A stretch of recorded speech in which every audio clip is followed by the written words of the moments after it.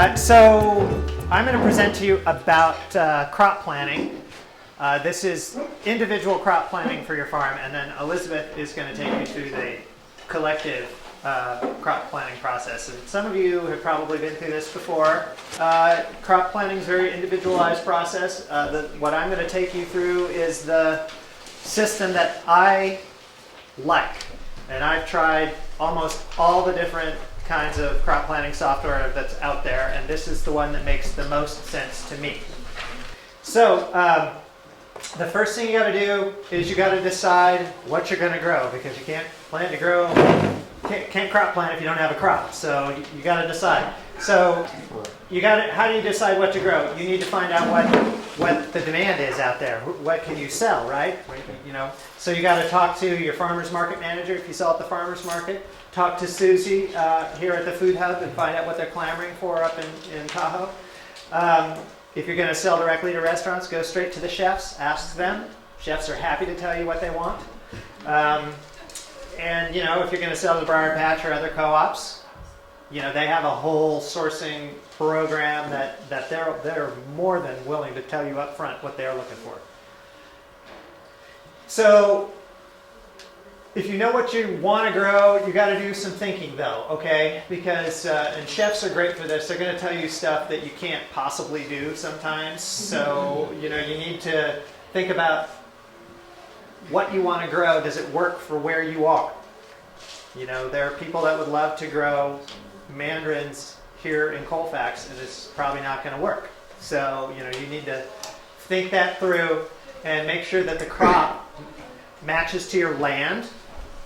You know, deep-rooted things don't grow well on shallow soils. And your climate. So, number of frost-free days. You know, don't try to grow bananas. You know, not the right climate. Don't try to grow actual yams. They won't turn into anything here. You can grow sweet potatoes, but you can't grow yams in North America. You need to know when you can start working the ground. You know, if you have rain until the end of May, it's not going to work for you. For some crops, if you have to have 120 dry days. When do you want to? When can you harvest your last? When's your last pick? You know, for a lot of us, it's kind of year-round, but for some of us, frost comes early, and depending on your crop, may not be frost tolerant. So, know that. And you need to know when your first pick is, when your market's going to open. You have a year-round market, okay, never closes, right? But if you're only going to sell at the Nevada City Growers Market, you know, you've got a window there that you've got to hit. Do you have enough land to grow everything you want to grow, and successions? Does everybody know what I mean when I say successions? Yep. Oh, good, I don't have to explain that one. Okay, and then how much labor will you need for both planting and harvesting? And as you see, as we go through the process, you'll see that the crop planning process itself helps you think through your labor needs for the year. And then when we just have some pretty pictures here of the farmer's market, summer's going away, but I thought you might want to see it one last time. And remember the pain of picking all those cherry tomatoes. This is a really important thing here. Plan for profits, not just production. We can all grow all sorts of stuff, but can we sell what we grow and sell it at a price where you're going to make money? So profits first, then figure out the production. So I like to set realistic sales goals. After setting lots of not realistic sales goals, I've gotten to realistic sales goals. And also, I like sales goals that are in terms of numbers. Don't just say, well, I want to sell twice as much. Well, what is twice as much? You know, how many dollars is that? Because we're in business here. We really have to think like businesses. We have to think in terms of dollars. And I like to look down the road. Where do I want to be in 5 years? I know where I am now. I don't want to stay here. Where do I want to go? So I just do it in a spreadsheet. So this year, the goal is to have a gross sales of $50,000 and a net profit of $20,000. And so you can kind of map your future. So year one after this year. So we bump it up to $60,000. We made $10,000 more So up to 30,000, but then we go all the way up to year 5, $150,000 in sales and $80,000 in your pocket at the end of the season. Now that's starting to feel good, right? Yeah. So then you got to figure out, all right, well, that's how much I want to earn, and I kind of know what I want to grow. I got to sell it, right? So where is it going to sell? Sell determines a lot of the size of your plantings and the frequency of your plantings and how you're going to package and lots of things. So if you're going to sell at farmers markets versus community supported agriculture versus the food hub or other wholesale kind of outlets, or if you're going to sell at a farm stand, this is all going into driving how your crops are going to be planted and picked and packed and loaded and delivery schedule and everything. So it's all about thinking through the process and knowing where you want to end up before you start. Does that make sense? So begin with the end in mind. Anybody read the Habits of Effective People or whatever it's called? See, I'm even ruining the title. 7 Habits of Highly Effective Successful People. Yes, people. there it is. Begin with the end in mind. See, I didn't get past begin with the end in mind. Okay. So if you know all those other things, you've got to come up with some numbers for how much you're going to sell, because you know how much you want to earn. So then you've got to translate that how much you want to earn into how many bunches of broccoli and how many boxes of mandarins and baskets of cherry tomatoes. So with this sales outlet here we're talking about, you need to realistically figure out how much you could sell in a day. Because you could figure out that, to make $20,000 in net profit, I need to sell, 500 baskets of cherry tomatoes a week. Well, where am I going to do that? Farmer's market? Well, that's a lot of cherry tomatoes at one farmer's market. So you need to kind of come up with a plan as to the outlets for all of that stuff. So CSA, that's kind of easy. You know how many boxes you're going to pack in a week. So maybe you could do 500 chairs a week. You've got enough land. Food hub. Susie can usually give you a pretty good idea of what the demand is. It's going to vary a little bit, but this is, just driving your planning. Farm stand's really hard. So, a lot of times if you're just starting out with a farm stand, you're going to have to kind of watch traffic patterns and figure out, see if you can extrapolate like how many cars go by your place in an hour, and figuring you're probably only going to get maybe 10% of those people, maybe less. So farm stands are tough just from the get-go. Okay, so now that you've kind of taken these big, thoughts and kind of distilled them a little bit, you've got some basis from which to start your real nuts and bolts planning.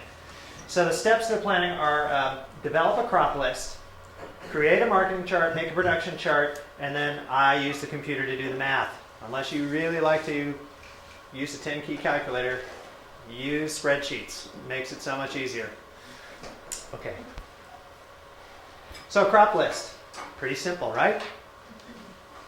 We got a crop, we got a price, and we got the unit we're going to sell it in. Okay. Notice there are no varieties here. This makes planning easier at this point. You're kind of big picture still. Don't get, we farmers, we love to get into the varieties and start dreaming about what the tomatoes are going to taste like or what the beets are going to look like. No time for that right now. This is just the business side. We'll get to the dream stage later. So these are the crops that on my made-up farm we're going to sell: broccoli, beets, Brussels sprouts, cabbage, Chinese cabbage, carrots, cauliflower, celeriac, celery, and collard greens. It's the B and C farm. And some things by the bunch, and some things by the head, and some things by the pound. So simple, right? Okay, and you just list all your crops, all your prices, and all your units. Okay, so then we go to a marketing chart. Crop list plus where we're going to sell it: farmers market, CSA, food hub. Okay, and then we have these colored columns here. So crop, price, unit, sales. This is the sales per week. How many units are we going to sell in a week? And then how many weeks are we going to sell that many units? So 12 times 10 times 2, $240. Clear? See, and then we have our different outlets. CSA is going to, we're going to do 10 for 12 weeks. And Food Hub, we're going to sell 200 units for 6 weeks. And so then we get this total, grand total sales. And then we get also total number of units. So total number of bunches of beets. Right? It's a lot of beets. It's a lot of beets. And you do this for all of your crops, right? And I didn't put it here, but of course what you want down here is grand total sales. So that's going to give you an idea of whether or not you're going to meet your yearly sales goal. And then you keep looking back through this marketing chart when that bottom number, when you first put all the information in there, invariably the bottom number is either way over the top or way under. And so you have to start looking at it going, okay, where could I sell more? Or is it really realistic that I could sell 200 bunches of beets? Can I pick 200 bunches of beets by myself for 6 weeks? I don't know, So it helps you kind of lay the year out sales-wise, so you can kind of then start to judge your labor a little bit and get a picture of what your cash flow is going to look like over the course of the year.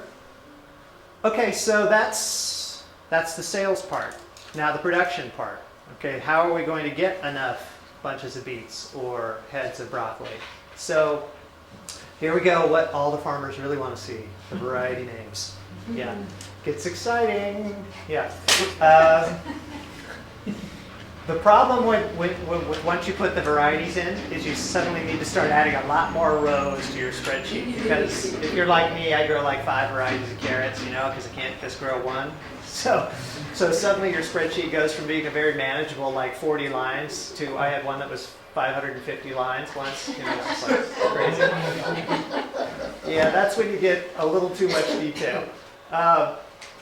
So production chart. Okay, how are we going to get this many bunches? That's 1,440 bunches of beets for the season. Oh, all right. Once again, it's a lot of similar pieces you saw before. It's that crop list with just a couple other things added in. Okay, we need 1,440 bunches. We have to get a yield number in here. So where do we get yield numbers? Any ideas? Seed catalogs. Seed catalogs are good. Your records. Your records are the best one. Yeah, your records from your own farm are good. Yeah. We call you. You could call me. Yeah. And some of the crop planning software actually has some built-in yield numbers. You always have to look at the yield numbers with a little bit of skepticism because especially like the Johnny's catalog has yield numbers in it that are really handy. Those are yield numbers for Maine. Like Johnny's tells me that I should get 150 pounds of tomatoes off a 100-foot row. Well, I get 150 pounds of tomatoes off a 100-foot row every week, not for an entire season. They're giving you, in Maine, I guess you only have 1 week. I don't know. So that's it. Get them quick. So 2.5 weeks. Yeah. So catalogs are good. Knott's vegetable handbook is good. That's online now too. That's good. Your own records are absolutely the best, but if you're just starting out, you don't have that. Also here, you need to know how many rows you put to a bed. I use a 3-2-1 system, so a bed either has 3 rows, 2 rows, or 1 row. Some people go to 4 rows. I cultivate with tractors, and it's scary enough to cultivate 3 rows. 4 rows is just absolutely frightening beyond all belief, because I'll at least tear out an entire row, and then it turns into a 3-row bed after all. So 3 is about all I can handle. So if you multiply 3 times a yield of 40 bunches per 100-foot row, you get 120 bunches per bed. Okay, with me? We need this many bunches. This number divided by this number, 12 beds. 12 beds, right? Makes sense? Same thing for all of them, yeah? Good. Oh my. Yeah, it's bad. That's a bad day. It's a very bad day. This is just a great application of physics. Mud, weight, lack of friction. Yeah. Lack of friction. Lack of friction. And why do I have this here? Because could you go back one? If you figure out how many beds you need, you should have a grand total down here. And suddenly you may find out that your farm needs to be 40 acres, and you don't have 40 acres. So you can go back to the tractor in the ditch. You can go off the ditch, is what I'm trying to say, in terms of your production planning, and get yourself in deep water. So. Next one. But I'll kind of show you how we fix that. So, harvest targets. So harvest targets are about when you're going to get the crop out of the field, right?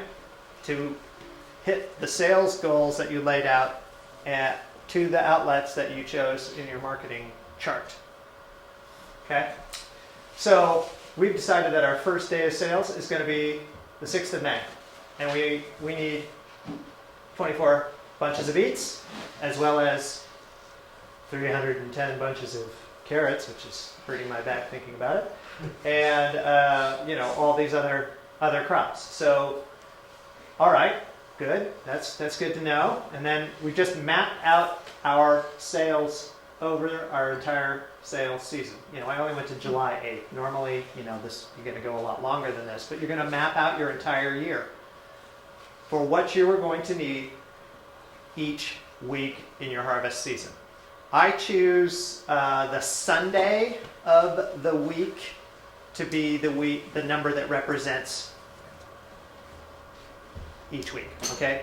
The reason I do that is I don't expect to actually, I'm not going to pick on the 6th of May 24 bunches of beets, but the week of the 6th of May I need to produce 24 bunches of beets. Is that kind of clear? You don't want to get to the specific day here unless you always pick on the same day, because this just keeps things a little more organized from spreadsheet to spreadsheet if you just choose a week. Okay? So mapping out your year lets you figure out your workload per week. You can hire temporary workers when you know that you've got peaks in labor demand or peaks in planting demand, which I'll show you in a little bit too.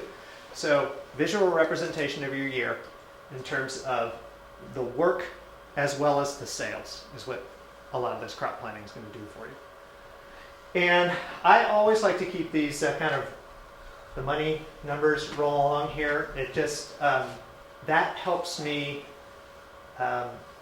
just keep me honest, I don't want to pick 24 bunches of beets. Oh wait, I want to get to that number. I gotta pick 24 bunches of beets. Motivational. It's motivational. Numbers. Because if I say, 12, 12. I just do 12, 12, 12, 12, 12. Oh wait, ooh, that really messes that up. So yeah, it's motivational. It keeps me honest. Okay, so that's when you have to harvest it. But that's a theoretical number until that plant is in the ground. How do you know you're going to hit the harvest date? So a field worksheet figures out when you put the plant in the ground so you can hit the harvest target. The field worksheet is going to be the hardest one for me to explain to you. But once you get the field worksheet, you will love the field worksheet. The bad news about field worksheets is that you have to do one for every crop that you grow.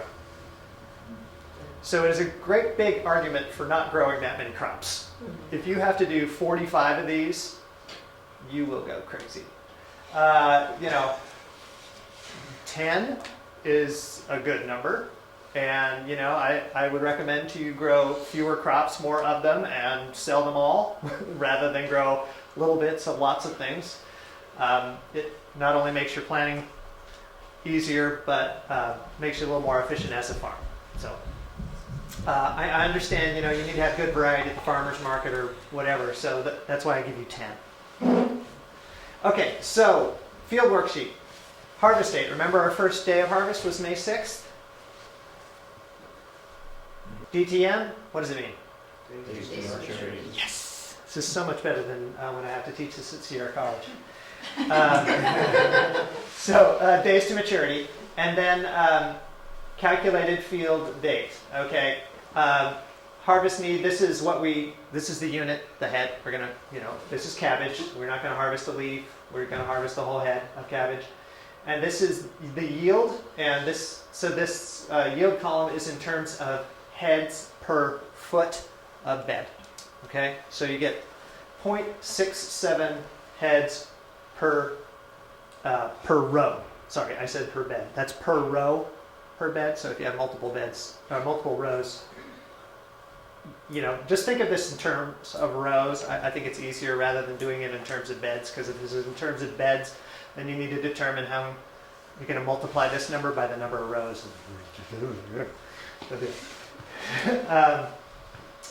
Because it'll kind of fix it for you. So 0.67 heads per bed foot, row foot, sorry, I'm going to mess it up. The number of rows per bed, this is kind of where we fix it. And then field SF means field safety factor. This number boosts the number that you're going to plant, because you're going to lose some plants due to rodents, what I call cultivator blight, you killing them accidentally by, driving over them with your tractor or hitting them with the hoe or whatever. So it's going to add another, a little bit more to your production. So you're covered, so you know that you can hit your harvest target. Okay? So when you do the math, which is the rows per bed times the yield and the safety factor and the harvest need, it gives you the number of bed feet. Suddenly here we're in bed feet that you need to plant. Okay, 19.4 feet. That's a weird number, right? We plant 19.4 feet. I wouldn't. Right? Just strange. Okay, so now let's get back to the confusing column. So, calculated field date for a harvest date of May 6th says March 4th. And if you look down here, the harvest date minus the days to maturity equals the field date. Okay? Now, you see actual field date, right? March 4th again. You put this number in here. The spreadsheet does not calculate this for you. But then notice that it says March 4th a bunch of times. Why would it say that? Well, because, right, the calculated is 19.4 feet. And I'm not going to plant 19.4 feet. But if I plant 19.4 feet this many times, we have 99 feet planted, which I would round off to 100 feet. This is where it gets confusing. Are you with me? Yeah. Okay, good. I'm getting better at explaining that then. So you're going to do some grouping of plantings, is what I'm trying to say, to make your work make a little more sense. So you don't go out into the field with a tape measure and go, 19.4 feet, yep, done. And then next week go out and go 19.4 feet. You can group some of these things. The thing you have to pay attention to when you're grouping is how long do they hold in the field. Cabbage holds a long time, so you're okay. Whereas salad mix does not hold a long time. You cannot group 4 weeks of planting of salad mix all into one thing. So salad mix you're going to have to plant 19.4 feet. Beets, cabbage, carrots, you got flexibility there. You do the same thing for beets. It's the same idea. The one thing that I don't really do with beets is I don't always transplant them. So, you may not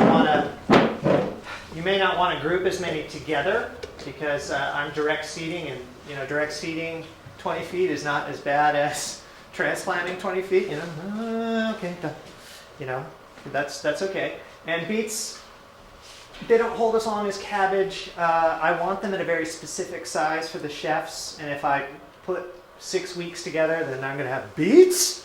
I'm going to have beets, so I want to have beets all about the same size. So that's a little closer together. And so you end up with this little bit of a, we've got 3 weeks together here.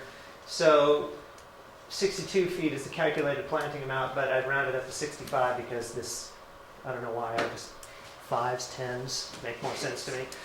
But same idea. So once again, you do that for every crop. Okay, so earlier we showed you going off the cliff here. You know, this is kind of where you can start to get a handle on not going off the cliff. And so I call this the preliminary field planting schedule. Now, we had harvest targets earlier, and remember we did field worksheets and we came up with planting dates? So these are all planting dates, not harvest targets. So March 4th, remember that was our first planting of cabbage. And we also have a beet planting that day. So this is the same thing. I use the Sunday to start the week. So these are usually always the Sunday date and throughout the year. So this gives you a picture of what you're doing in the field each week and helps you, manage the labor. So we have crop list before, beets, number of rows per bed. The thing you're going to see here is what's useful to you when you need to go decide what work you need to do. Okay, so beets or one of your workers, they look at the field planting schedule and go, okay, I got to plant beets, because it's March 4th, I got to plant 65 feet of beets. Great. How many rows? Oh, 3. Okay, and how do I plant them? Oh, I direct seed them. Right on, ready to go. What you can do here is, because this is the roadmap for the entire year, you're looking at your efforts, as it were, and March 4th is looking to be a really crazy week. So once you see this kind of a thing, and then you have like March 25th, what am I going to do? Put everybody on break? There's nothing there.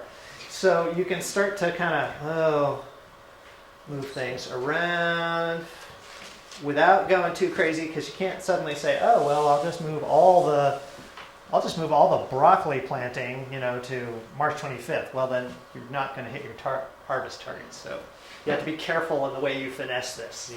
You'll find out you make one change and you're like, oh, wait, I have to change 5 things now. So it's a little bit of massaging. So, but this gives you this total bed number here, and then I should have put it down here, but it gives you that total bed for your entire operation. Now, one thing that I like, and I would encourage you all to do, is standardize your bed length and width. And I know some of you live on rectangular pieces of property, and some of you live on triangular pieces of property, and some of you probably have buckyball shaped pieces of property, so yeah, standardize this. If your field is only 50 feet long, then you're going to have to, I guess, put it in your mind that 2 of your beds make 1 bed. I don't know. Or you could just say, well, my beds are 50 feet. For me, my beds are always 100 feet, and I choose 100 feet because that's usually what the yield numbers are given for in the seed catalog. So it makes it a lot easier if you pick the same standard unit that most of the numbers that you have to look up are in. So 100 feet, my beds are 60 inches wide, but that doesn't mean the whole planting area is 16 inches. It means from really the center of one bed to the other bed, or you can think of where the people walk is 60 inches wide, and the planting area is in between. It really makes your life easier.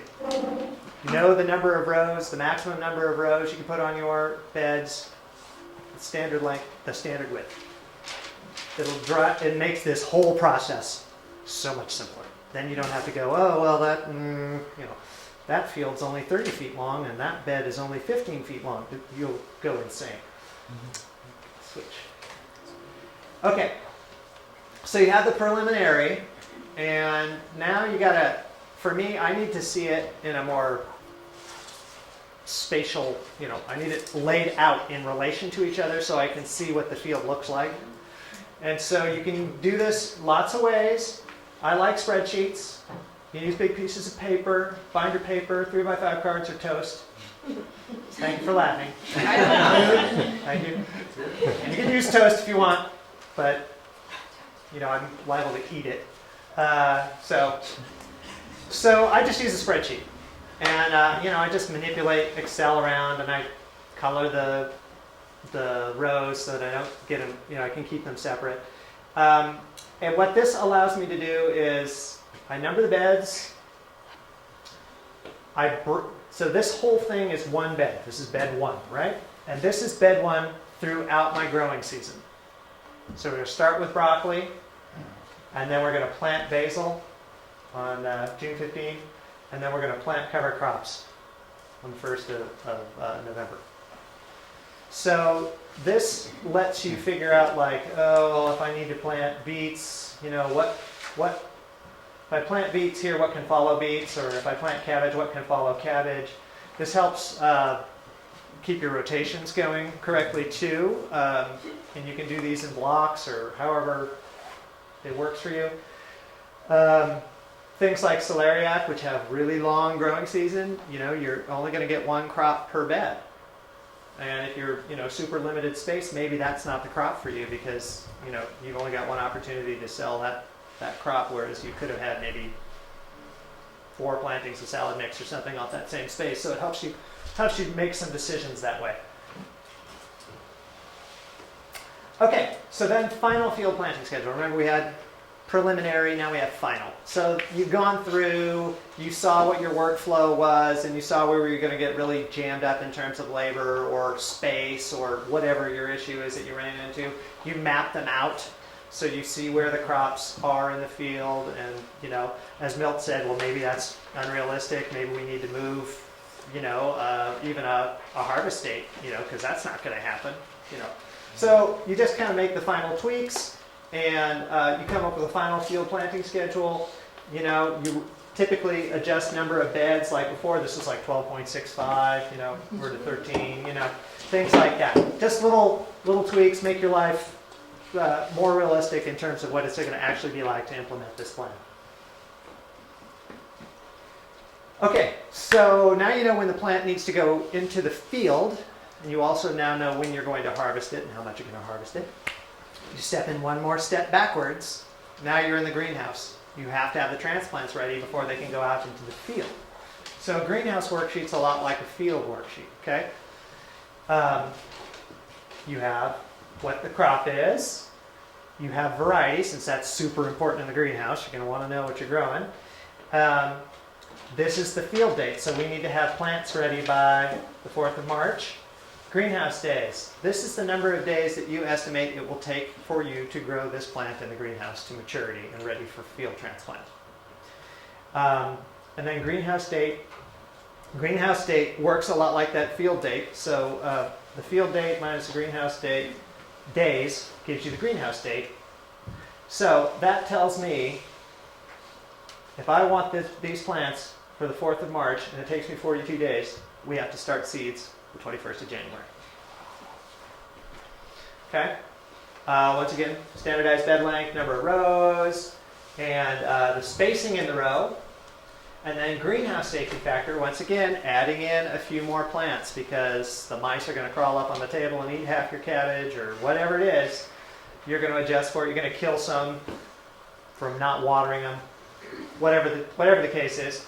The tray size that you're going to grow the transplants in. So this does the math and it tells you you need 2.407 trays. Let's just round out to 3.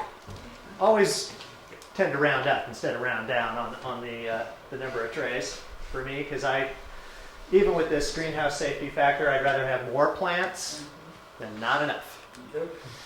So you've got another field date, same thing, but this time you start them on February 25th. Is that clear? Yeah. Okay. Anyway, you need to do a greenhouse worksheet for every crop you're going to transplant. Once again, 40 crops, a lot of greenhouse worksheets. So 10 crops, fewer. So you didn't see all of these, but theoretically we've done one for every one of them, and then we put them all together on another spreadsheet that is, once again, the Sunday starting the week, and it tells me I need to plant on the week of January 21st, 3 trays of Alcosa cabbage in a size 72 tray, and I'm going to put 1 seed per cell. And I need total number of seeded trays for the entire season, because we have another planting here, of 4. So once again, helps you map out what your work is going to be in January, what you can do while it's raining. And how many trays you're going to need, and how much potting mix you're going to need. It helps you determine the supplies. One of the things I was going to say at the end is, if you do this plan really well once, you really don't have to redo the whole thing every year. You just tweak the dates, or Julian date, and you're good to go. Make the changes, because you're going to invariably go through the year and go, I can't sell that many cabbages, or I hate that variety, or no one buys kale anymore. So minor tweaks. But the hardest one of these is the first one, and then after that it's just little adjustments. Hopefully, little adjustment. This is a fun thing, because this tells you how much seed to buy. How many of you have looked at all those seed catalogs? And it's just baffling, there's so many cool things you could buy. And then you start like, okay, well, I'm going to shop. Okay, well, Johnny's has whatever this carrot is for this price, and they sell them by the each. And I'm going to go look at Fedco. Ooh, they have the same carrot. Wow, they sell them by the gram. Well, what does high mowing say? Oh, they sell them by the ounce. Right, so this gives you the equivalencies. So it helps you shop. So beets, Detroit is the variety. How you're going to plant it, direct seed or transplant. So if you direct seed, you want to read the top column. If you're going to transplant, or top row, this would be, you read, for transplant, you read the second row. Because this, if you're transplanting, it's number of trays. If it's direct seeding, it's number of row feet. It's a little subtle difference there that can really mess you up if you're not paying attention. Number of rows per bed, and then the seeding rate. Obviously in the greenhouse you're going to do 1 or 2 seeds per cell, but direct seeding, this is the number of cells per foot. Okay. Seed safety factor. We love safety factors. Always build in a little cushion. This gives you this information is often available in the catalogs. Like this is the seed count per ounce, and then this is the seed per gram, and then it'll give you equivalencies. So you have to do a little bit of an input to make that spreadsheet work, but it really helps your shopping, because then you're not like calculating out each one. But there's a spreadsheet that we can download that already has that calculation. Yeah. Right? So we just All put of in- these spreadsheets are actually available for free off of a website. So we can just put in the seed count and it'll Yeah, do all that. Exactly. calculation. That you have to put in seed count, seeds per gram, Seeds and then per gram, it'll calculate Yeah. per ounce per Yeah. per pound. Yeah. This is why we love spreadsheets. This is why Excel is our friend. Yeah. Just like fire. Thank you for going with me on that. Young Frankenstein fans. Swiss chard. Just, breaking things up, seeing too many spreadsheets. Yay! Farmers market. Okay, so the key points. Having a plan, I think you can see from this, gives you a much better chance of being successful in your market season, no matter how you market. The plan is a plan. You're probably not going to be able to stick to it, 100%. Just be ready to adjust a little bit on the fly, but try to stay as close as possible. Because once you go rogue, you're going to be in trouble. And why did you spend all those hours figuring out a plan if you're just going to be like, forget the plan? Never done that before. That was fun. Having a plan gets rid of a lot of the guessing. It's like, well, I think I'll have enough carrots. Yeah, I think. It seemed like a lot of carrots. Yeah. So, you don't get this many green beans without some planning. That's a lot of green beans. All right. So then you got to manage the plan. You got to implement the plan. You got to check the plan, look at that field planting plan, look at your greenhouse plan. That keeps you on track, keeps the work done, right? Regularize your work schedule. So what I do is a different day of the week has a different main task. So, say Tuesday is the day we always transplant, right? It doesn't mean that you won't do any transplanting every other day, but it does mean that on Tuesday, we know that the main job is to transplant. We got to get some weeding in, and we got to get, some random harvesting in. But Tuesday is reserved for that. Wednesday is reserved for the big weeding day. Thursday is the greenhouse day. That kind of thing. If you regularize your work schedule, you know what to focus on each day. And then you know which part of your plan to look at and plan out your activities for the day. You got to be ready to adjust if seed varieties aren't available. Like when Johnny's no longer has winter boar kale and caused a furor. You got to be able to substitute, and then you can go to that seed chart and go, oh, okay, well I can get open pollinated curly kale. Oh, I got to buy that by the ounce. Then you can shop for price. You get less water, you get more water, whatever. Than you plan for. You may have to suddenly adjust your acreage. So then you're going to have to make some economic decisions, like, well, what really makes me money? And if you can look at your plan and what can I manage? Maybe I'm going to have to lay people off. What can I do with fewer resources available to me? The weather is not cooperating, and when is it, really?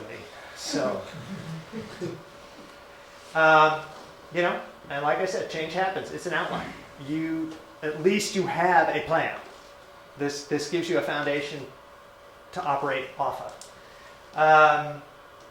You'll get to July. July happens. And you just can't keep up, and suddenly you're like 3 weeks behind. Try to catch up as best you can, cut off the stuff that's superfluous, go right to the most important business stuff, and try to get back on schedule. If you make changes, and you will, write them down. I use the little insert comment feature on Excel all the time, and just insert notes for the week, on the field planting schedule or the greenhouse. And then at the end of the year, I go through and I read the comments, and then I adjust the plan based on the comments, if they make sense. Sometimes it's just like, well, these were bad seed, and don't order that variety again, or whatever you feel like you need to comment on your plan. And so that's using the notes to adjust for the following year. So if you have staff, you have to teach them how to use the plan. You can't be the one that holds all this data. You've got to help them help you. And so you've got to show them how to read the field planting chart, the greenhouse plan, and you need to show them how to get to it. So you can leave it on paper, but these spreadsheets get huge. So I would just recommend you have a laptop in the packing area or your greenhouse or wherever your staff gets together, and you fire up the laptop and everybody can scan down and go, oh, okay, field planting today. And, they'll know what you need to do at that point. They'll know that, oh, well, we started picking this morning, but then this afternoon, boy, it's a big planting day. And so they know what to load in the vehicle to go down to go plant the cabbage or whatever. I like to have the staff take notes. Those are usually on paper. And then a lot of times, at least in my case, the staff was doing more of some particular thing, like perhaps harvesting or something, and they would come up with ideas while they're out there, like, oh, these could be closer together, these could be farther apart, we should do 2 rows of this instead of 4 rows of this, because it's just horrible, or whatever. And so then you use that to adjust your plan. Kind of make a feedback loop on that. And that's it. So,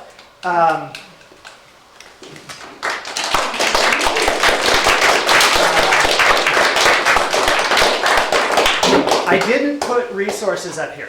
Okay, you can go to the Cooperative Extension, the Placer, Nevada Cooperative Extension website. We have a whole bunch of resources on there. It has a whole section on crop planting, and it has links to the various web-based plans you can download. The system that I like and what I just took you through comes from the Canadian Organic Growers, COG. And if you haven't been to their website, you should. It's a really good website. Those sheets that you saw are actually on their website. You don't have to buy their book. Sure helps if you have the book, though. It helps you walk through it. But they're all available online. You will have to adjust them a little bit because, like I said, the cells are not linked, so you end up having to duplicate a lot of work if you don't do that. And if you found this useful and you think that we should try to get a workshop together where we'd all sit in the room and crop plan, let me know, and then I'll see if we can have something like that happen. I'll do my best to make that occur. So there you go. That's it.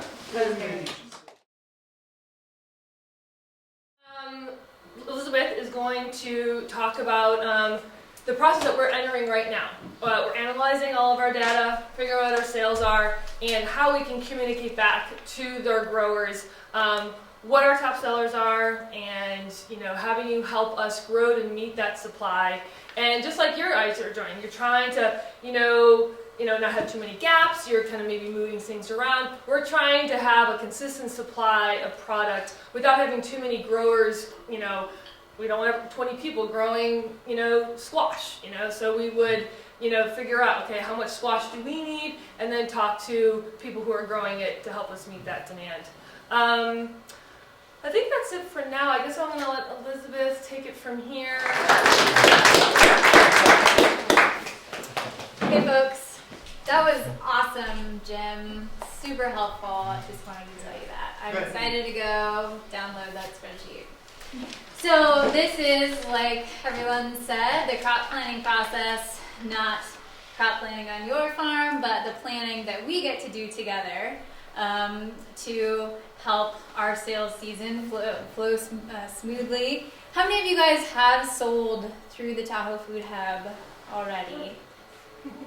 Great. Okay. So hopefully what we're going over here is going to be familiar, like, oh yeah, we did that last summer together. But we're making up our systems as we go right now. I've been with the Food Hub for just about a year now. And so it's cool to have a system in place, and we just get to make it better together from here on out. So we're going to go through, our process, how we do crop planning with you, and then have some time to chat about it at the end.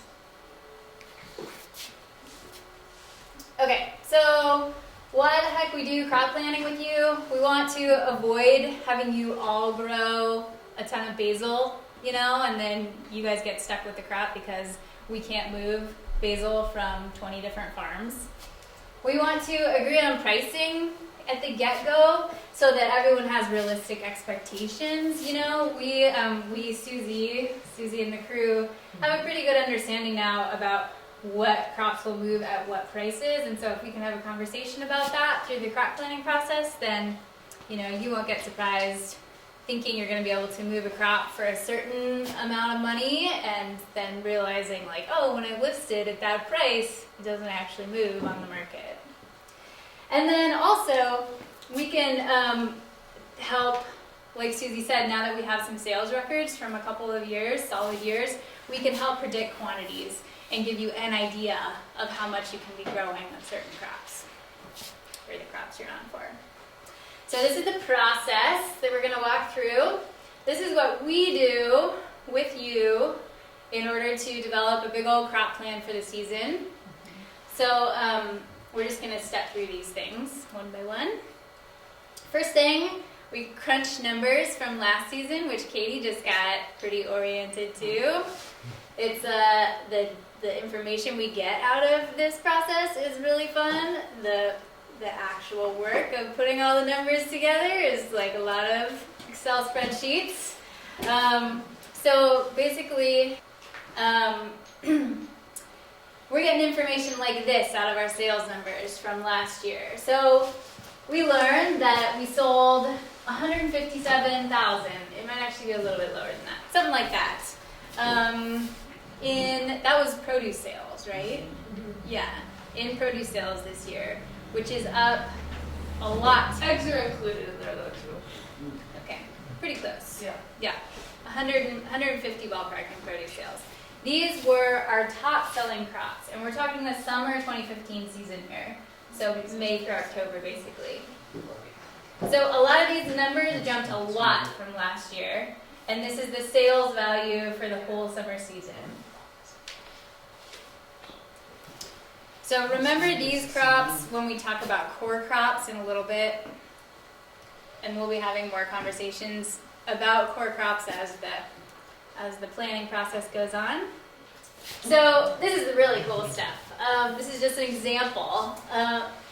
When we go through and look at those numbers, we're not just pulling information on how much we sold dollar-wise, but this is the really important information for figuring out how much we're going to ask you to grow the following season. So, as an example, our basil production last year, our highest sales week was 245 bunches, lowest sales week was 12 bunches, our average was 141 bunches per week, and then you know how the season goes, like you're ramping up, you're selling nothing for a while, and then the production gets up there, and then it tanks again in the fall, production and sales both. So, you know, the peak season average was 167 bunches per week. These numbers are what we base the whole crop plan off of, basically. This is what's telling us what we need to have lined up for next year. We also look at pricing, and, you know, just figure out the average prices, the highs and lows for each crop. And that's more helpful when I'm or we're having a conversation with you, you know, about your pricing. Sometimes it's really helpful to have for new growers who are just coming online and need someplace to start, you know. And you know, if you have figured out that you need to charge $2.50 a bunch for basil, you know, we can have a conversation about that and realize, like, hey, maybe basil is not your crop to be moving through the food hub. Let's find something else that, you know, you can be more competitive on. The other cool thing that this tells us is how consistent a crop sells throughout the season. So I would say this is a fairly consistent sales here for basil. Some of our other crops, you know, the chart will be like, boop, boop, boop, boop, boop, boop, you know, the sales go up and down a lot more. And that could be for one of two reasons. It could be because production and availability goes up and down, or it could be because, you know, chefs are like, hey, I'm going to make this crazy arugula special this week, you know, and they buy a bunch and then they don't buy any the next week because they did that. And so that's why I like to let you guys know these highs and lows, as well as the averages, because for some crops that's really difficult. I was just talking with one grower about how the fluctuations in summer squash orders are really difficult because, you know, if you're planning on for the food hub and, you know, we sell a fifth of what we were expecting that week, well, then you have that crop to deal with, to find a market for. And that's something for you to really think about on your end, you know, like how well is the crop going to hold if sales are fluctuating. And that's something we can talk about too. Like, you could ask if you're concerned, how consistent are the sales going to be? All right, that was step one. Step two in the process, gathering availability from you growers. So this is about us asking you, hey, what do you want to grow next year? And the way that we have come up with doing this, it seems to work pretty well, is just sending you this simple form, which you can be expecting to get in your email in the next week or so, real soon here. But so for the season that we're talking about, so right now we're talking about the summer 2016 season for planning. You just list all the crops you're interested in growing potentially, your price that you would need to charge for them, whether those crops are available, whether you think that you'll have them available really consistently weekly, or just like occasionally because you mainly have other markets for them, but sometimes you might have excess production that you would want to move through the food hub. So that's either a yes in this column or a yes in that column. And then the potential quantity per week that you could have. And that could be a range, you know, because maybe you're not sure yet because we haven't done our crop plan. So, you know, you could do 24 to 100 bunches a week, depending on, you know, what the demand was. Your harvest season, so the months that you feel confident in producing that crop, and then any notes that you have for us. So it's pretty simple. You get that back to us. And then we get to match, our availability from our growers with the demand we think we're going to have from all of our buyers. And we put those two numbers together and we identify if we have any gaps in production. So maybe we only have like one beet grower, Then we know, hey, we need to go out and start having conversations with people and figure out if we can get a couple more growers on board for those crops. And we like some spreadsheets too. This is the collaboratively built spreadsheet that we have come up with to manage all this information. And so we don't have to go into it in detail, but we just kind of wanted to show you what information we're gathering and how we're putting it together. So we have all of our crops You're not here. meant to see it, I think. It's meant to show us how big it is. Yeah. Yeah, right. Yeah, totally. You don't have to read it. Shows that you guys are working on Look it. at the Check color. out the 3D Pretty much. glasses next. So we have our crops here, and then any grower who's listed the availability gets listed under the crops, and then we break out, the supply and demand here, pricing info we keep track of, and then we see when in the season, we have availability. So that's another way that we identify gaps in production is, maybe we have a big chunk where we know this crop could be available, but nobody has it planned yet. So, that's where we funnel it all together, and then the next step is breaking out each grower's draft crop plan and sharing that with you. So this is something I would really love to stress. This is the draft that we will send you, and we'll say, hey, what do you think? And what we would love is if you got a cup of coffee and sat down with us and looked at your overall farm plan and really scrutinized it and really make sure, think about it all over again, what you listed as your availability, and check out all the crops listed, the quantities, the pricing. We want your feedback and edits at this stage of the game rather than 2 weeks before harvest, and you're like, oh, sorry, that actually doesn't work for me at that price or whatever. So you send us feedback, and then we get a final plan together that we agree on. And this is great to keep somewhere in your mind, keep it handy or remember that this exists because it can really guide the rest of your crop planning process. This should be one of your columns in your crop planning spreadsheet. For planting dates and quantities.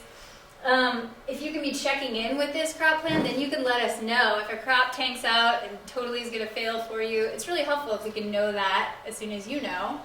And then it's also a good reference point for prices, reminding all of ourselves about the prices that we agree on. You guys know how the growing season goes. You think you got it all under control, and then mid-season hits, and you're like, who am I? What's going on? And it's really easy to forget the details. So yeah. So it's not rocket science. It's a pretty easy process that we go through. So this is our crop planning schedule for the summer 2016 season. It's coming right up here. Last year, I felt like I was getting on board and getting oriented, and then we kind of were lagging a little bit, and we bumped up against seed ordering time of year. And so our goal is to bump everything forward this year and get the crop plan set with plenty of time to spare. So today, we get feedback from you in early November, which is right now almost. We'll send out those crop availability forms to everybody. And if possible, we ask for you to get those back to us within a couple of weeks by mid-November. If you don't feel like that's possible for your timing, if you're still assessing your crop profitability or, working on whatever else you have to be working on right now, just communicate with us, let us know about that. We can be a little bit flexible. But then by mid-December, we hope to have that draft crop plan back to you, we get feedback, and then we get everything finished up and finalized by mid-January. That's what we're shooting for. Let's see how we do. And we just hit on some of these challenges already. On the sales side of thing, on the food hub side of thing, Susie and the crew have been working really hard to increase sales through the Food Hub and have been successful. And part of the wonderful challenge in that is not knowing just how much we're gonna grow from year to year. So the trick is, you know, planning for increased production, but not too much increased production, so the farmers are getting stuck with stuff. But we want to have enough so that the chefs aren't like, hey, you're always out of X, Y, and Z that I want to buy each week. So it's that supply and demand that we're trying to just grow at the right rate. You know, and then restaurant trends and chef preferences change from year to year and throughout the season. And, you know, the challenge, like we've talked about, is the fact that we're not a food hub that's structured around guaranteed sales. Some food hubs do that, and they're more like traditional, you know, distributors where they buy all the product and then they sell it. And that's not the model that we're using. The model is, you know, we're all in this together and we're trying to plan as accurately as we can, but it can be a challenge, you know. And then on the production side, you guys know, like, crops fail sometimes, and that's just how it is. And so that's where we try to be flexible with the growers, filling in if a crop from one grower fails. That's the beauty of all working together. We can try to fill in from another grower. And prioritizing markets. Like, I just wanted to recognize that we know that's a challenge, but we're hoping that you need all of your markets, including the Tahoe Food Hub. So, yeah.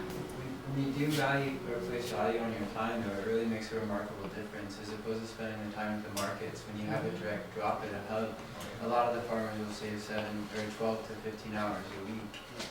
Yes. And that's 2 days of work in the field. So if you really start to look at that and those numbers, it makes a substantial difference. It's a great number. And the driving around to every place. I mean, student delivery. It's So core crops is this system that we came up with last year and we piloted last year because we realized that as our sales were growing, we were asking farmers to like really commit to grow our top selling crops. You know, we were asking them to make sure and have, you know, heirloom slicer tomatoes and dino kale and our other top selling crops for us. But what we realized is that then there was potential for anyone to still list those crops on the market, and the grower who, you know, was coming through with their production for us on purpose, on time, the way we agreed on, you know, might not be moving all their product. So we developed this system, and it seems like it's working actually so far. So our core crops are what we call our top selling crops by sales value, and growers are assigned to those core crops, and when they are listed first on the marketplace online. So if you are a core grower, or if you are a grower who's growing a core crop like lettuce and you send your availability in, your availability will go up for sale.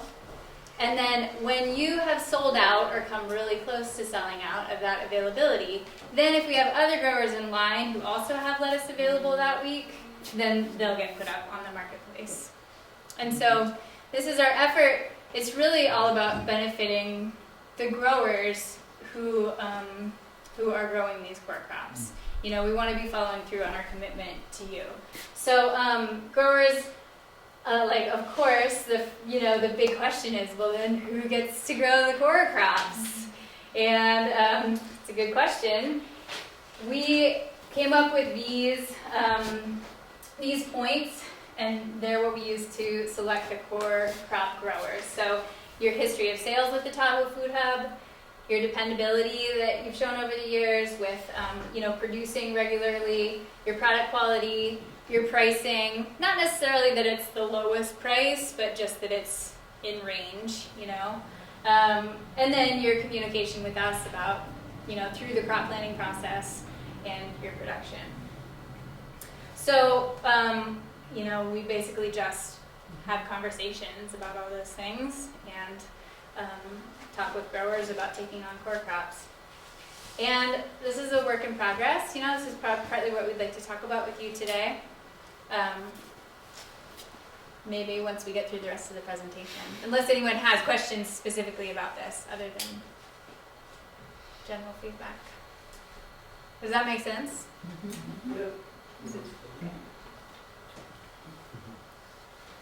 Oh, that's Susie's son. So what's really great about this too is there's two methods of cooperative crop planning. One is what we've been doing, which is one-on-one. We visit the farm, we have a conversation with you, we provide the availability form, there's back and forth, and we get something that we feel like, okay, you feel confident you can grow. But then there's from other food hubs that I've seen where it was a little bit more of like a bidding war, which don't worry, we're not going to be doing that. Y'all get paddles, and you're gonna start voting on which crops you want to grow. But it was kind of how they would do it. They would literally like map out their whole wall. They'd all be in a room, and the farmer would be like, "Yep, I'll take weeks 5 through 7," and da da da da. But they found like the smaller growers were the ones who were like, they were too nervous to do it. So it doesn't always work, but it's great. And like, we've got people who worked with us, you guys are making comments. And that's what I really wanted to transpire today was, talk about our process, but have current growers, provide feedback. And because, like you said, it's a work in progress. And so we're trying to figure out what's going to, work best for all of us. Okay, so I think I talked about a few of these items. That's the goal number one. At the end of the day, it's not to say that, you're going to give us your price, like, okay, we will have a conversation, but, know that it's really about that's why a food hub exists, and that's why they were started, is to, you're not going to be able to compete on price and volume in a traditional food system, but in this regional marketplace, we can share your story and the value and get you a fair price. But there's an education. There's an education to get the buyer, the chef, to spend more and pay more, as well as one where we're not the farmer's market anymore, so we need a price that's going to be competitive, but yet fair. So that's where that comes in. And it's something actually Guy Baldwin told me from 20 Organic Farm, and I just kind of used it. It seemed like a good rule of thumb. Again, it's going to go up and down and fluctuate, but it's a good baseline.